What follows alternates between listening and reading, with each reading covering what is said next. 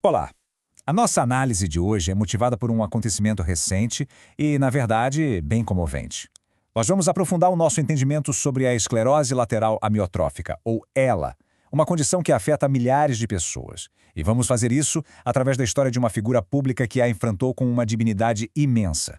E essas palavras são do ator Eric Dane. Elas são poderosíssimas e vão ser o nosso ponto de partida, o fio condutor de toda essa conversa. Elas capturam uma verdade muito profunda sobre a resiliência humana quando se está diante de um desafio simplesmente avassalador.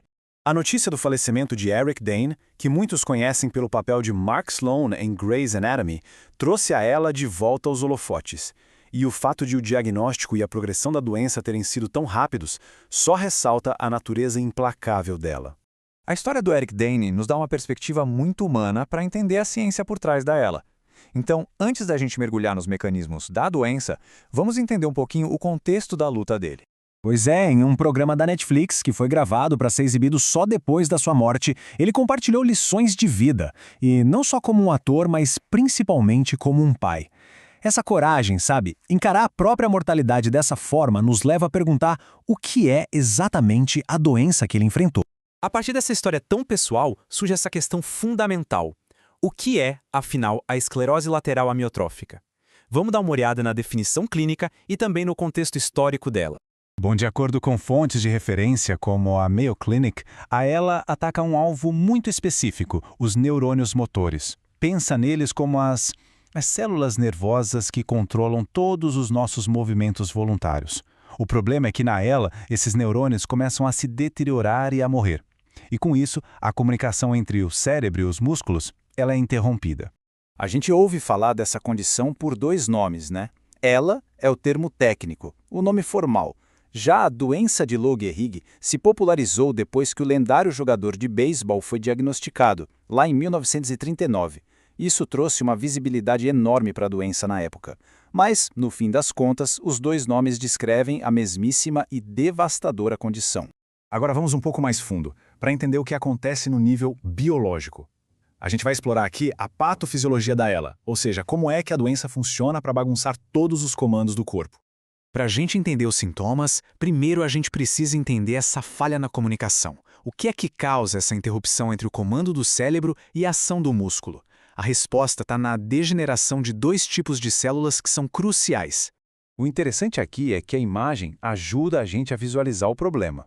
Ela mostra os dois tipos de células afetadas, os neurônios motores superiores, que ficam lá no cérebro, e os neurônios motores inferiores, que vão da medula espinhal até os músculos. A ELA ataca os dois. É como se a cadeia de comando inteira entrasse em colapso. A gente pode quebrar esse processo em 3 etapas para ficar mais claro. Primeiro, os neurônios começam a morrer. Com isso, o caminho para os sinais do cérebro fica bloqueado. E, finalmente, os músculos, sem receber nenhum estímulo, começam a atrofiar, a definhar. É uma falha em cascata que leva à paralisia progressiva. E se a gente olhar com um microscópio num nível ainda mais profundo, os pesquisadores já identificaram alguns culpados moleculares. Na maioria dos casos que não são hereditários, os chamados esporádicos, o que se vê é um acúmulo anormal de uma proteína, a TDP43. Já nos casos familiares, o gatilho são mutações genéticas específicas, como nos genes SOD1 e C9orf72. Ok, vamos agora conectar essa falha biológica com o que acontece no mundo real. Como é que tudo isso se manifesta na vida dos pacientes? Esta sessão vai mostrar os sintomas e as consequências devastadoras da doença. Aquele sinal desvanecente do cérebro se traduz em sintomas muito concretos. Muitas vezes começa de forma sutil, talvez uma dificuldade para segurar um objeto, um tropeço mais frequente. Com o tempo, isso evolui para uma fraqueza generalizada. A fala fica arrastada, a pessoa tem dificuldade para engolir, afetando as funções mais básicas do dia a dia. E a doença não começa igual para todo mundo, não. Como este gráfico mostra, em cerca de 70% dos casos, ela começa com fraqueza nos membros, braços e pernas. É o que chamam de início espinhal. E em uns 25% dos casos, começa com problemas na fala ou na deglutição, o início bulbar, que infelizmente tende a ter uma progressão mais rápida. Inevitavelmente, a fraqueza vai se espalhando e chega nos músculos do tronco, incluindo o diafragma.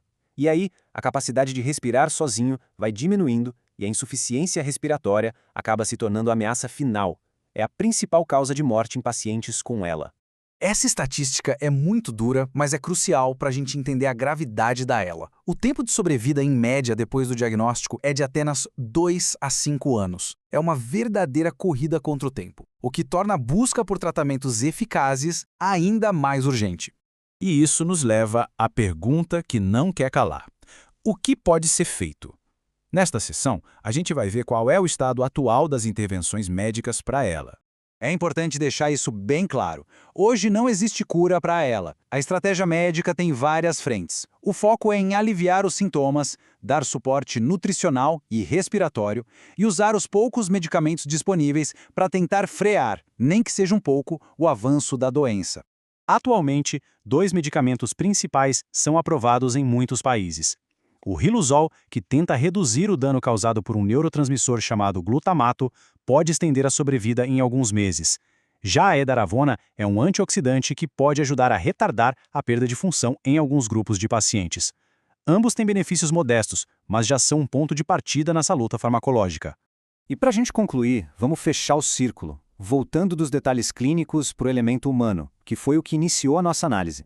Ao longo da história, pessoas diagnosticadas com ela demonstraram uma força extraordinária. As histórias delas não são definidas pela doença, mas pela maneira como elas viveram com ela. Elas nos lembram que mesmo quando o controle físico se vai, a força interior pode sim permanecer. E assim a gente volta à situação de Eric Dane, que resume perfeitamente essa dualidade da experiência com a ELA. De um lado, a degeneração implacável do corpo.